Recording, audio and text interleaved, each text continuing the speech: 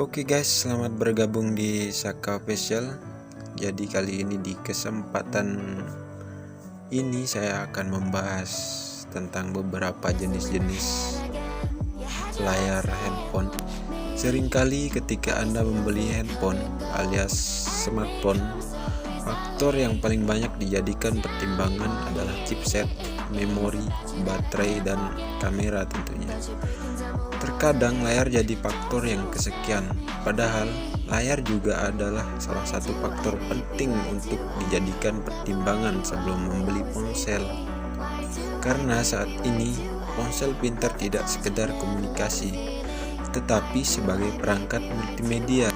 Tentu Anda tidak mau membeli ponsel dengan layar yang jelek, bukan? Terlebih karena banyak ponsel di pasaran yang memakai tipe panel layar yang berbeda-beda. Atas dasar itulah sebaiknya sekarang Anda juga mempertimbangkan sektor layar guys. Terlebih ada banyak ponsel yang memakai berbagai macam tipe layar dengan segala fiturnya. Anda bisa mengetahui perbedaan layar yang digunakan di ponsel dengan mengetahui berbagai jenis layar ponsel berikut ini guys. Yang pertama, jenisnya adalah seperti LCD. Bicara soal layar di smartphone, pada dasarnya bakal bicara soal paling dasar dulu, layar bernama LCD, yang merupakan singkatan untuk Liquid Crystal Display, merupakan tipe layar dasar yang banyak digunakan di berbagai ponsel. Sesuai namanya, LCD ini adalah layar yang terdiri dari susunan kristal cair yang disinari dari belakang guys. Penggunaan LCD dipilih karena bahan produksinya yang tidak mahal. Banyak vendor ponsel menghadirkan ponsel dengan layar LCD. Yang kedua, TNTFT LCD.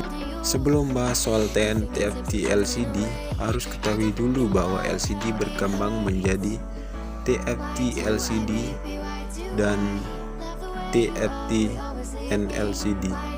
Kalau yang ini tidak kita bahas guys, karena ini adalah bentuk LCD tipe lama. Kita lanjut guys. Yang ketiga, IPS LCD. Selain TNTFT LCD juga punya jenis layar yang dinamakan IPS LCD.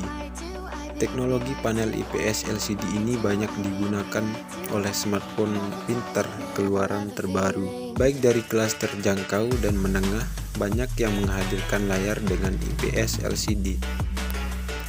Beberapa tipe ponsel kelas atas juga ada yang masih memakai IPS LCD. IPS LCD ini hadir sebagai solusi atas terbatasnya kemampuan dari layar TNTFT LCD ya. Selain itu, IPS LCD juga memiliki sudut pandang yang baik. Hal itu berarti ketika mata melihat layar ponsel IPS LCD dari samping, tampilan layarnya tetap jelas. Kelebihan lain dari IPS LCD adalah pengaruhnya pada konsumsi daya yang lebih hemat jika dibandingkan dengan TNTFT LCD. Yang selanjutnya ada OLED LCD guys. Beberapa tipe ponsel hadir memakai panel OLED seperti LG V Series yang memakai OLED tipe VOLED. OLED sendiri merupakan kepanjangan dari Organic Light Emitting Dioda. Tipe layar ini berbeda dengan teknologi LCD. Layar OLED terdiri dari lapisan-lapisan tipis, dapat menyala ketika dialiri listrik. Karena hal ini, OLED dapat menghasilkan cahayanya sendiri. Kemampuan dalam menampilkan cahaya membutuhkan backlight seperti halnya LCD. Hal ini juga membuat ponsel dengan layar OLED lebih hemat daya dibandingkan ponsel dengan LCD.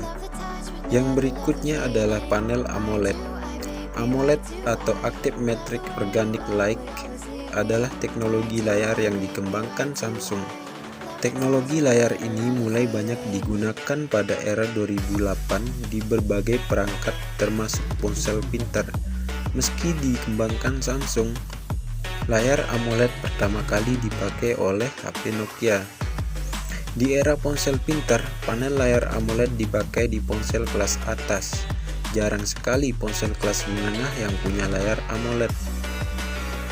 Dan yang selanjutnya adalah Super AMOLED. Super AMOLED sendiri merupakan teknologi pengembangan dari AMOLED guys. Istilah ini digunakan Samsung sebagai istilah pemasaran yang mengacu pada panel layar. Padahal secara teknologi, Super AMOLED tidak memiliki peningkatan teknologi yang terlalu signifikan. Performa tampilan Super AMOLED serupa dengan AMOLED. Begitu juga dengan konsumsi dayanya. Yang membedakan AMOLED dan Super AMOLED adalah penggunaan panel layar sentuhnya. Bagi yang belum tahu, umumnya layar ponsel terdiri dari panel layar dan lapisan layar sentuh. Hal ini berbeda dengan Super AMOLED yang menyatukan lapisan layar sentuh dengan panel layar. Dengan teknologi ini, membuat layar Super AMOLED memiliki tingkat presisi layar sentuh yang lebih baik. Yang selanjutnya ada Dynamic AMOLED. Ponsel Samsung dan beberapa ponsel kelas atas dari vendor lain umumnya bertahan memakai panel Super AMOLED. Samsung kemudian menghadirkan panel yang jadi evolusi dari Super AMOLED, yakni Dynamic AMOLED. Teknologi layar ini pertama kali diperkenalkan di perangkat Samsung Galaxy S10 series. Yang selanjutnya ada Retina Display. Apple memiliki teknologi layar yang disebut Retina Display. Istilah ini bukanlah teknologi layar layaknya AMOLED yang dikembangkan Samsung. Retina Display adalah bahasa pemasaran dari Apple untuk produk iPhone mereka. Umumnya, beberapa produk iPhone memakai layar tipe IPS dan OLED, namun kualitas layar IPS dan OLED di iPhone lebih baik jika dibandingkan dengan layar ponsel Android dengan tipe layar yang sama. Hal yang membuat tampilan layar iPhone lebih baik tersebut karena teknologi Retina Display. Dengan teknologi ini, layar pada iPhone dapat menghasilkan kerapatan piksel yang teknologi tinggi. Retina Display juga memiliki kualitas gambar yang tajam dan juga jernih. Hanya saja Retina Display ini memiliki konsumsi daya yang cukup tinggi jika dibandingkan teknologi layar IPS dan OLED lainnya. Namun, belakangan Retina Display dikembangkan lebih lanjut dengan dukungan terbaru. Contohnya seperti di Apple iPhone 12 Pro Max yang menawarkan tipe layar Super Retina XDR OLED. Oke guys, demikian penjelasan soal tipe-tipe layar HP.